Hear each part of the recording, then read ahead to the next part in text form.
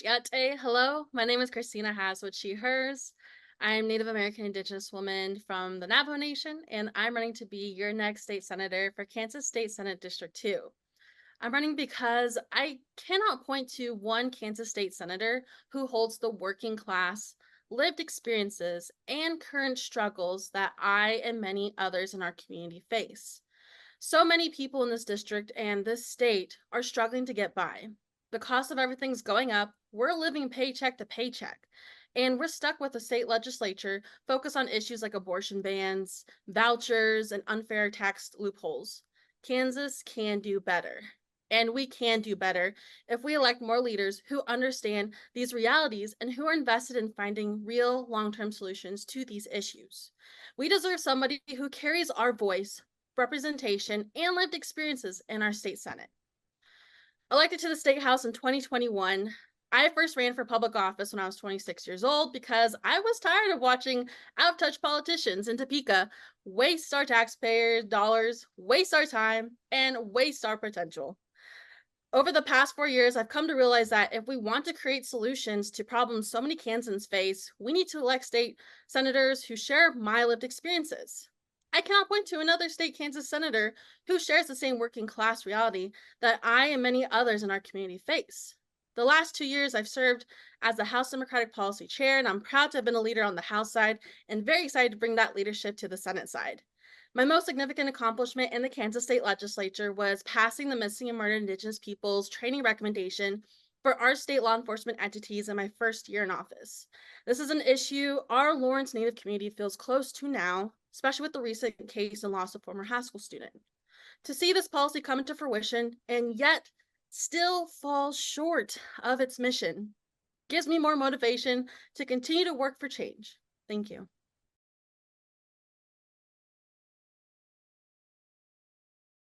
I was born and raised here in Lawrence. My parents had me at a young age and then moved off the reservation for a better life.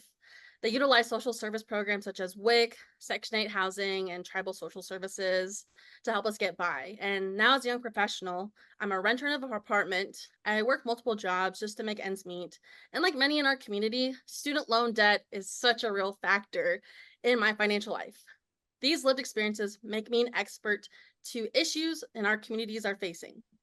I'm a proud product of our K through 12 USD 497 district. I understand firsthand the value and opportunity public schools provide to kids, regardless of their background or zip code. Growing up, I knew that a good education would open doors. Our schools and the teachers and staff who support students change lives every day.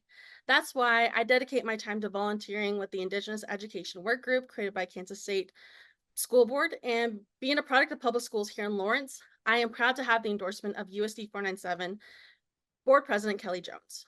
I went on to study at Haskell Nations University, Arizona State University, where I studied public health and returned to Lawrence to get a master's in public health management from the University of Kansas Medical Center. My academic background has taught me to lead with a public health lens, along with my experiences of being a Navajo woman and in tribal politics and health spaces. I serve on the Health and Human Services in the Kansas House, where I've been a leader on protecting reproductive rights and advocating for Medicaid expansion.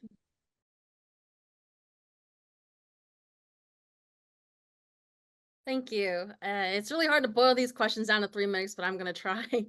Medicaid expansion, definitely of the top priority. Our local partners like LMH, Spurt Nash, Heartland, etc., are losing out on millions of dollars without the expansion of Medicaid. We must expand Medicaid. Public education, our public education and schools are constantly under attack, underfunded.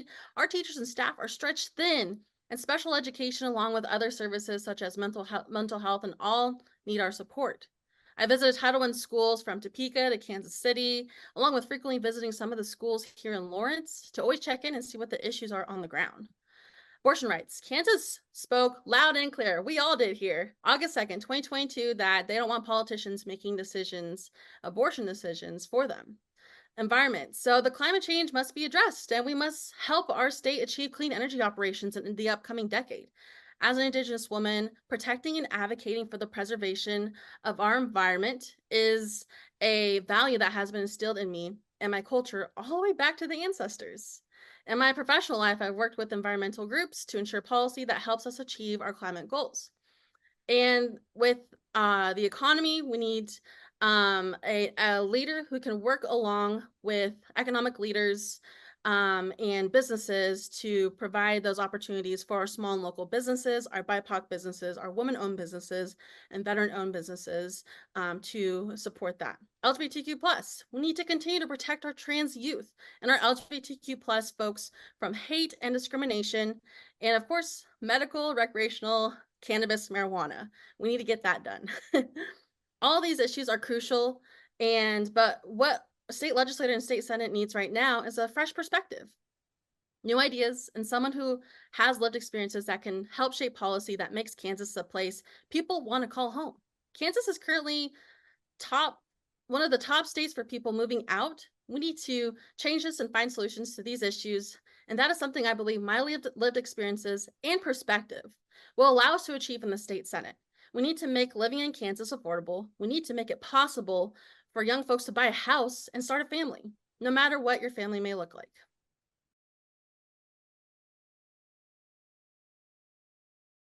I would say public health. As a public health professional, someone with a master's in public health, it's important for me to use my background to be a leader on this issue. Just like I was a leader in the Kansas constitutional amendment to protect abortion rights in our state, we have a choice in the legislature, and that is to expand Medicaid, protect reproductive rights, and to create attainable mental health resources for our communities.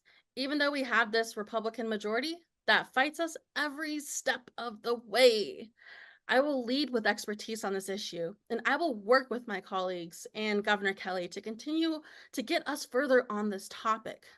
Our inability to address these things is reasons why people are leaving our state. If we want our state to be a place where people can live and raise a family, we must solve problems like these. This is why I'm running in the first place. Our community has always been on the forefront of my mind.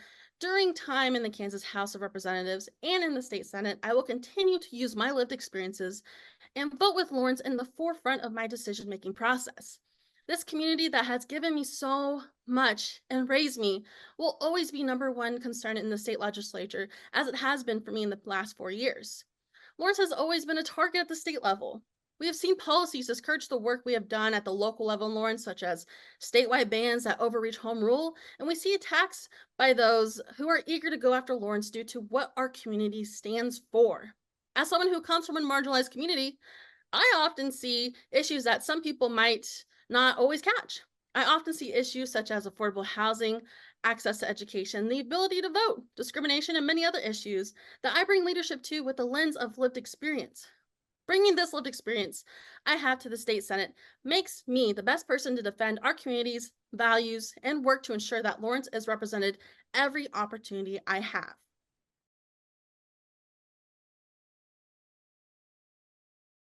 Stuff done as a minority party is hard, but we can achieve change by writing, introducing, and establishing real impactful legislation, not only just by amending existing bills. I've already done this with the passage of the MMIP bill. I was a co-sponsor of this bill, and it was a bipartisan collaborative effort. And this was not the first time I had to work across the aisle to bring forth positive change and legislation that is impactful to our community and to our state. I found that by building relationship with folks within our party and those who are not, then we meet each other where we are and when we have honest conversations. We can come together to create meaningful bipartisanship legislation and solutions that benefit all of us.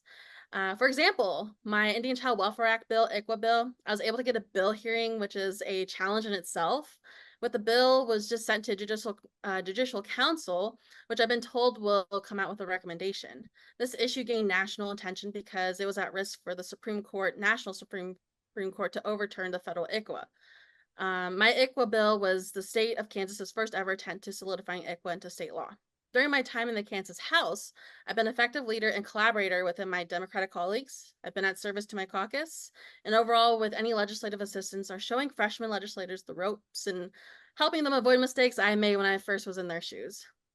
With Republican colleagues, I've co-sponsored some that I found would benefit my constituents and our community. And as the only current Native American member of the entire Kansas State Legislature, I have made strong relationships with folks in the Capitol of all backgrounds, of all political ideologies, where they come to me and ask me the awkward or embarrassing questions.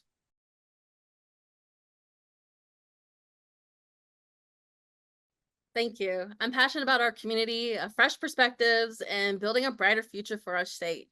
Making Lawrence and our state a place where young and old people can stay and build a life for themselves, just like I have. I'm motivated by our youth, our community, and the values we share. As an elected official for the past 4 years, I've made it a priority to give young people a seat at the table to help craft and shape policy that will impact their future because they are the future. I remember what it felt like to feel like your voice is not heard or you're not being taken seriously. Folks are fast to tell you to stay in your lane and wait your turn. But we inherit a future that is more of the same, that has us facing issues we're facing today. Our community is ready for change. And on the policy issues we have discussed tonight, I'm ready to represent our community's lived experiences because they often line up with my own. It is these values of our community that I've been surrounded with my whole life, and it's our community that motivates me and inspires me to work hard to ensure Lawrence is the best that it can be. The future of Lawrence is coming fast, and I am running to lead us into the future and to represent so many voices that have not or are still fighting for a seat at the table.